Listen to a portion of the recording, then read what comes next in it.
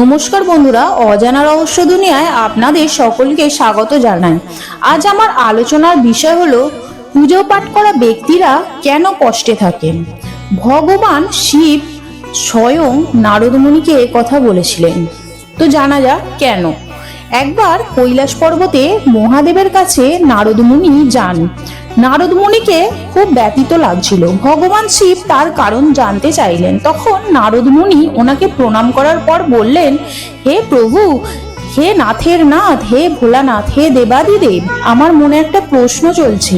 কৃপা করে আমাকে এই প্রশ্নটির উত্তর বলে দিন। হে প্রভু, হে ভোলানাথ, যারা বেশি পূজা পাঠ করে তারা কেন দুঃখিত থাকে এবং কেন বেশি চিন্তিত থাকে, এটার পেছনে কারণ কি? কিন্তু যারা ভগবানের নাম নেয় না, ভগবানকে স্মরণ করে না, ভগবানের পুজো পাঠ করে না, তাদের মনে এতটুকু ভগবানের প্রতি ভক্তি নেই এবং যারা জীবনে অনেক ভুল কাজ করে তারাই বেশি সুখী। এমনটা কেন? হে ভগবান, আমাকে এর পিছনে কারণ বোঝানোর প্রয়াস করুন।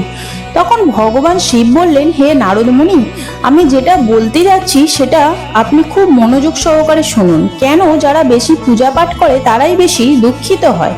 হে নারদ মুনি, আমি এটা আপনাকে একটা কাহিনীর মাধ্যমে বোঝাচ্ছি, তাই খুব মন দিয়ে শুনুন। একটি গুরুর দুটো শিষ্য ছিল, দুজনেই খুব বিদ্যমান ছিলেন। দুজনের মধ্যে এটাই পার্থক্য ছিল যে একজন ভগবানকে মানত আর একজন ভগবানকে মানত না, নাস্তিক ছিল।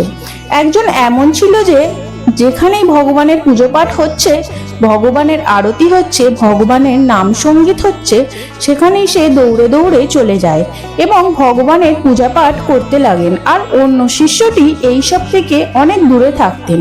উনি মদ্যপান করতেন এবং বাজে মেয়েদের সাথে যেতেন, তথা সব রকমেরই বাজে অভ্যেস ওই শিষ্যটির মধ্যে ছিল। একদিন এমন হলো, ওই শিষ্য মদ্যপান করে আজে বাজে কথা বলতে বলতে নিজের পথে হেঁটে বাড়ি যাচ্ছিলেন। হঠাৎ করে সে টাকা পয়সা ভরা একটি ব্যাগ পেয়ে গেল। তার খুশির কোনো ঠিক ঠিকানাই ছিল না। সে জোরে জোরে চিৎকার করে সবাইকে বলতে লাগলো, আজ আমি টাকা পয়সা ভরা ব্যাগ পেয়েছি, আমার জীবন সফল হয়ে গেল, এই টাকা দিয়ে জীবনের প্রয়োজনীয়তা পূরণ করব। অন্যদিকে আরেক শিষ্য ভগবানের ভজন গাইতে গাইতে বাড়ি যাচ্ছিল। হঠাৎ করে তার পায়ে একটা বড় পেরেক বিঁধে যায়, রক্ত বেরোতে থাকে। ঠিক ওই সময় অন্য শিষ্যটি তার কাছে পৌঁছে যায় আর হেসে বলল, তুই তো সে যে ভগবানের বেশি পূজা পাঠ করিস, ভগবানের ভজন করিস, ভগবান তোকে কি দিয়েছে? দেখ, আমি কোনো মন্দিরে যাইনি, কোনো দিন কোনো ভালো কাজও করিনি, আমার ঘরে ভগবানের মন্দিরও নেই, আমার ঘরে কোনোদিন সত্যনারায়ণের পাঠও হয়নি, আমি কোনোদিনও ভগবান ভোলানাথের পূজাও করিনি, কোনোদিনও ভগবানের কাছে মাথাও ঠেকাইনি, তাও আমার কত প্রসন্ন, আমি কত ধনী, আমার টাকার অভাব নেই, আমি সবচেয়ে সুখী জীবনযাপন করছি। এসব শুনে শিষ্যটির মন কাঁপতে লাগলো। সে মনে মনে ভাবতে লাগলো, ঠিকই বলেছে, আমি কত পূজা পাঠ করি, কত ভগবানকে স্মরণ করি, তাও আমি সব থেকে দুঃখী, আর ও তো কিছুই করে না, তাও কত সুখী। এসব ভেবেই সে তার গুরুর কাছে যায় এবং গুরুকে জিজ্ঞাসা করেন।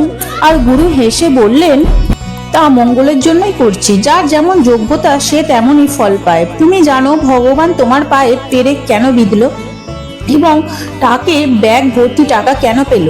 তুমি আগের জন্মে অনেক পাপ করেছিলে, তাই তোমার আজকে মৃত্যু হওয়ার কথা ছিল, কিন্তু তুমি বেঁচে গেলে কারণ তুমি মন্দিরে গিয়েছিলে, ভগবানের পূজা করেছিলে, এটাই কারণ যার ফলে তুমি এখনো বেঁচে আছো এবং তোমার পায়ে শুধু একটা পেরেক বেঁধেছে। এবার তোমার মিত্রের কথা শোনো।